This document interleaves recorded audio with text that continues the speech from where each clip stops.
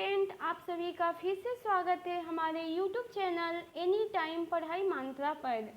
Student, आज हम लोग जो क्लास लेके आए हैं वह 10 से रिलेटेड लाए हैं और यहाँ से फिक्स रहता है कि आपको 10 से क्वेश्चन पूछा जाता है। हमें ये समझना है कि जो हम टेंस अभी पढ़ रहे हैं वो हमारा ग्रामर टेंस है, न कि ट्रांसलेशन टेंस है। ठीक है, हमें ट्रांसलेशन टेंस तो आती है, 5 से 8 ट्रांसलेशन टेस्ट आती है टेंस से क्वेश्चन, बट अभी हम ग्रामर से क्वेश्चन को देखेंगे। तो चलिए हम लोग टेंस को समझते हैं, टेंस क्या होता है। अगर हम इस टेंस को कायदे से समझने की कोशिश करें तो कह सकते हैं change of situation according to the time is called tense, यानी समय के साथ अवस्था में जो बदलाव आएगा, समय के साथ अवस्था में जो बदलाव आएगा उसे ही हम क्या कहेंगे, टेंस कहेंगे। टेंस जो होता है वह टाइम ऑफ एक्शन पे कार्य करता है। टेंस किस प्रकार करता है, टाइम ऑफ एक्शन पे कार्य करता है। अगर हम टाइम ऑफ एक्शन को कायदे से समझने की कोशिश करें तो यह जो होता है 3 टाइप्स का होता है, present tense, past tense, future tense होती है। तो चलिए इसको भी हम लोग आगे समझने की कोशिश करते हैं। अब एक्शन को हम लोग कायदे से समझने की कोशिश करते हैं कि एक्शन क्या होता है। एक्शन जो होता है वह वर्ब होता है, वर्ब होता है। अगर हम वर्ब को समझने की कोशिश करें तो यह मेन वर्ब की क्रिया करता है। ठीक है, जब ये मेन वर्ब की क्रिया करता है तो देखिए अगर हम वर्ब को देखें तो V1, V2, V3 होता है। अगर हम लोग वर्ब की मूल रूप को देखने की कोशिश करें तो वर्ब 3 ही प्रकार का होता है, उसमें कोई 5 टाइप्स नहीं होता है। लेकिन अगर हम लोग बुक में देखेंगे तो वर्ब जो है 5 टाइप्स को दिखाई देगा। ठीक है, कहता है कि verb 4 math, physics, chemistry, biology doubt का करिए सफाया डाउटनेट ऐप के साथ। कोई भी क्वेश्चन का फोटो खींचो, स्कैन करो और मात्र 3 सेकंड में सॉल्यूशन पाओ। लिंक डिस्क्रिप्शन में है, वहां से डाउनलोड कर लीजिए डाउटनेट ऐप को। क्लास 6 से 12 NEET, IIT, JEE mains and advance सारा डाउट का सॉल्यूशन मात्र आपको 3 सेकंड में मिलेगा। डिस्क्रिप्शन में व्हाट्सएप नंबर भी है, वहां से भी आप कोई भी क्वेश्चन का सॉल्यूशन मात्र 3 सेकंड में पा सकते हैं। आपको ING से बनाया जाता है और वर्ब 5 में S और ES जोड़कर बनाया जाता है। लेकिन हमारा जो वर्ब होता है वह मुख्य 3 रूप से ही होता है। ठीक है, तो चलिए हम यहाँ पे थोड़ी सी शॉर्टकट के फॉर्म में देख लेते हैं कि यह कहाँ कहाँ पे किस किस रूप में काम करता है। तो अगर हम इंडेफिनिट की बात करें तो इंडेफिनिट में प्रेजेंट इंडेफिनिट की बात करें तो हमारा वर्ब V1 होगा या फिर वर्ब V1 में S और ES होगा। तो S और ES की जो लगने की बात कही जा रही है वह हमारा सिंगुलर और प्लूरल फॉर्म में होगा। अगर हमारा सब्जेक्ट सिंगुलर फॉर्म में है तो होता है कि अगर subject singular form third person में आता है तो S और ES का प्रयोग होता है। अगर हम कहें पास्ट कंटिन्यूअस की तो पास्ट कंटिन्यूअस नहीं, सॉरी, पास्ट इंडेफिनिट की तो पास्ट इंडेफिनिट में हमें V2 का प्रयोग होता है। किसका प्रयोग होता है, V2 का प्रयोग होता है। चलिए हम प्रेजेंट कंटिन्यूअस को फिर से समझने की कोशिश करते हैं। प्रेजेंट कंटिन्यूअस की अगर हम रूप को देखने की कोशिश करें तो यह V1 के साथ ING होता है। ठीक है, अगला हम लोग टेंस देखने की बात करते हैं प्रेजेंट परफेक्ट की। प्रेजेंट परफेक्ट की जो बात करेंगे इसका रूल हमेशा V3 होता है। हम एक टेंस को छोड़े थे परफेक्ट कंटिन्यूअस की। परफेक्ट देखिए, परफेक्ट कंटिन्यूअस टेंस जो बना है वह 2 टेंसों को मिला करके बना है। जब ये 2 टेंसों को मिला करके बना है तो इसको हम लोग थोड़ा सा कायदे से समझने की कोशिश करेंगे। पहला कह रहा है कि परफेक्ट, परफेक्ट में जो यहाँ पर बीन लिखा हुआ है यह कहाँ से लिखा हुआ है उसको हम लोग यहाँ से समझने की कोशिश करते हैं। हम आपके सामने एक बी फॉर्म लिए हुए हैं, हम आपके सामने क्या लिए, एक बी फॉर्म लिए। अगर हम लोग बी को कायदे से समझने की कोशिश करें तो यह V1, V2 और V3 में होगा। ठीक है, V1 को अगर हम लोग समझने की कोशिश करें तो EJMR में आता है। V2 को समझने की कोशिश करें तो यह वज और वर में आता है और V3 को बीन में आता है। तो अगर हम यहाँ से हमें वर्ब जो देखिए परफेक्ट में किस चीज़ का प्रयोग करना है, V3 का प्रयोग करना है। यहाँ पे भी हमारा परफेक्ट है तो V3 का यहीं से हम बीन उठा करके और यहाँ पे लिखे हैं, प्लस का चिन्ह दिए हैं। अगला जो है कंटिन्यूअस, कंटिन्यूअस का रूल हम लोग अभी देखे हैं कि वर्ब में ING होना चाहिए। तो देखिए यही वर्ब में ING हमारा यहाँ पे आ करके जुड़ जाता है तो वही हमारा बन जाता है परफेक्ट कंटिन्यूअस टेंस, और वही हमारा रूल होता है बीन प्लस वर्ब में ing। तो हमें उम्मीद करते हैं कि आप लोग इसको बहुत अच्छे से समझ गए होंगे। आगे हम लोग इसको भी डीपली में समझने की कोशिश करते हैं। चलिए हम लोग पहला हेडिंग लगाते हैं प्रेजेंट इंडेफिनिट टेंस की। अगर हम लोग प्रेजेंट इंडेफिनिट टेंस को कायदे से समझने की कोशिश करें तो यह दो टाइप्स में होगा, अफर्मेटिव में होगा, निगेटिव में होगा। अफर्मेटिव दो रूल्स के साथ आता है, एक आपका सिंगुलर सब्जेक्ट के साथ, दूसरा प्लूरल सब्जेक्ट के साथ। अगर हम सिंगुलर सब्जेक्ट को कायदे से समझने की कोशिश करें तो वर्ब में एस और ईएस जुटेगा, उसके बाद ऑब्जेक्ट होगा। अगर हम प्लूरल सब्जेक्ट को कायदे से समझने की कोशिश करें तो वर्ब होगा ओनली, इसमें ऑब्जेक्ट होगा, इसमें एस और ईएस नहीं लगेगा। चलिए हम लोग आगे देखने की कोशिश करते हैं निगेटिव। निगेटिव या इंट्रोगेटिव। अगर हम निगेटिव या इंट्रोगेटिव की बात करते हैं तो यह भी दो चीज़ के साथ आती है, एक सिंगुलर फॉर्म के साथ, दूसरा प्लूरल फॉर्म के साथ आती है। अगर हम सिंगुलर फॉर्म को कायदे से समझने की कोशिश करें तो सिंगुलर सब्जेक्ट प्लस डू के साथ एस और ईएस लगा हुआ मिलेगा, उसके बाद हमारा वर्ब V1 और उसके बाद ऑब्जेक्ट।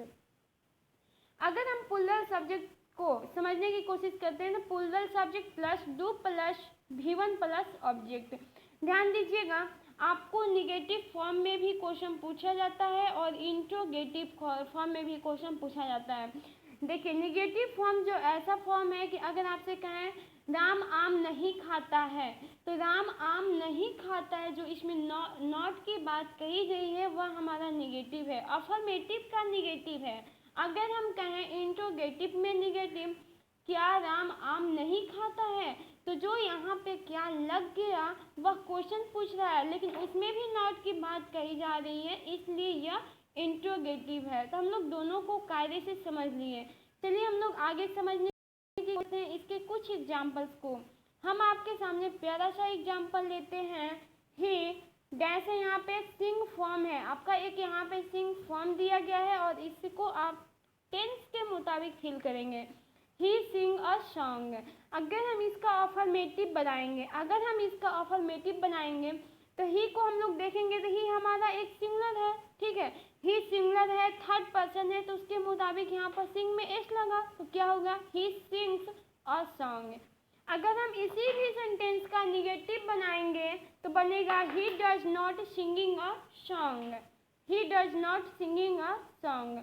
अब यहाँ पे देखिए क्लॉज इंडेड की बात कही जा रही है। क्लॉज इंडेड जो होता है वह आप लोग को पिछले वीडियो में भी समझा चुके हैं। Clause ended, open ended. Clause ended वो चीज़ होता है जो आपको ओनली क्वेश्चन आप कीजिएगा उसका आंसर, उसका रिप्लाई आपको यस और नो के फॉर्म में मिलेगा, उसका रिप्लाई आपको यस और नो के फॉर्म में मिलेगा। जब आपको रिप्लाई यस और नो के फॉर्म में मिलता है तो आपका सेंटेंस क्लॉज इंडेड होगा। जैसे कहें क्या राम खाता है, तो कहिए नहीं, क्या राम खाता है नहीं, क्या राम कल मार्केट गया था, तो आप कहिएगा यस या फिर नो कहिएगा। तो जब भी आपको यस और नो के फॉर्म में रिप्लाई मिलता है वह आपका क्लॉज इंडेड होगा। उसी के मुताबिक यहाँ पे होगा does she singing a song, ठीक है। अगर हम ओपन इंडेड की बात करते हैं तो ओपन इंडेड जो होता है वह अनेकों प्रकार से क्वेश्चन का रिप्लाई देता है। अगर हम आपसे कहने की कोशिश करें आपके घर पे क्या खाना बना था, अगर हमारे पास 10 स्टूडेंट हैं तो 10 स्टूडेंट की बात सेम नहीं होगी, सबकी अलग अलग घर पे खाना बना होगा, सबकी अलग अलग पसंदीदा होंगे। तो जहाँ कहीं भी आपको अनेकों टाइप्स की प्रकार की बातें कही जाएगी वह आपका ओपन एंडेड में कही जाएगी। इसकी वजह से यहाँ पे व्हाट डज ही सिंग लिखा गया है। जब एक क्वेश्चन कर रहा है व्हाट डज ही सिंग, जब एक क्वेश्चन कर रहा है क्या वह गाती है, आप हमें बताइए कि जब वह गाती है की बात कही गई है तो यहाँ पे गाना गाएगी ना, जब वो गाना गाएगी तो यहाँ पे एक सॉन्ग लिखना सुपरफ्लूअस है क्योंकि यहाँ पे क्वेश्चन किया जा रहा है। जब वो क्वेश्चन किया जा रहा है तो इसीलिए यहाँ पे इस सॉन्ग को लिखना क्या होगा, सुपरफ्लूअस होगा। चलिए हम लोग प्रेजेंट कंटिन्यूअस को देखते हैं। अगर हम लोग प्रेजेंट कंटिन्यूअस को कायदे से समझने की कोशिश करें तो प्रेजेंट कंटिन्यूअस हमारा ये कह रहा है कि इसका रूल होता है इज और के साथ वर्ब में ing होता है। इज जो होता है सिंगुलर के लिए यूज किया जाता है, एम जो होता है ओनली मैं खुद के लिए यूज किया जाता है, और आप जो होता है वह प्लूरल के लिए यूज किया जाता है, वर्ब में ing होता है। अगर इसके डिफिनेशन की बात करें तो डिफिनेशन है इफ एनीथिंग इज हैपनिंग और any work in progress for short time at the time of speaking. अगर कोई काम अभी बोलते समय हो रहा है, अगर कोई काम अभी बोलते समय हो रहा है और जल्द पूरा होने वाला है तो प्रेजेंट कंटिन्यूअस टेंस में वह आएगा। चलिए इसको भी हम लोग कुछ एग्जाम्पल के द्वारा समझने की कोशिश करते हैं। अगर हम इसका एग्जाम्पल कायदे से समझने की कोशिश करें तो देखिए हमारे सामने यह एक फॉर्म दिया गया है। अगर हम इसका अफर्मेटिव बनाते हैं he is singing a song, यहाँ पे इज इसलिए लगा है क्योंकि यह प्रेजेंट कंटिन्यूअस टेंस है और कंटिन्यूअस टेंस की रूल होती है इज आर के साथ वर्ब में ing। तो यहाँ पर सिंग हमारा वर्ब है, इसकी वजह से यहाँ पर ing सही है। अगर हम इसका निगेटिव फॉर्म देखते हैं तो निगेटिव फॉर्म देखिए he is not singing a song, ये भी अपने आप में सही है। क्लोज इंडेड की बात करेंगे, देखिए is he singing a song, ये भी अपने आप में सही है। ओपन इंडेड की बात करेंगे व्हाट इज ही सिंगिंग, तो यह भी हमारा जो है सही है। ए सॉन्ग लिखना यहाँ पे सुपरफ्लूअस होगा, जिस चीज़ को लिख करके कट कर दिया गया है समझिएगा वो लिखना सुपरफ्लूअस होगा, उसकी कोई ज़रूरत नहीं है। हम अगले टेंस की तरफ बढ़ते हैं। अगला हमारा टेंस आएगा प्रेजेंट परफेक्ट टेंस। अगला जो हमारा टेंस आएगा प्रेजेंट परफेक्ट टेंस। अगर हम प्रेजेंट परफेक्ट टेंस को कायदे से समझने की कोशिश करें तो इसमें हैज हैव के साथ भी का प्रयोग होगा। हैज हमारा सिंगुलर रूप में यूज होगा और हैव प्लूरल रूप में। इसका अगर हम लोग डिफिनेशन की बात करें तो डिफिनेशन कह सकते हैं this tense is considered when work started in past and it person just finish.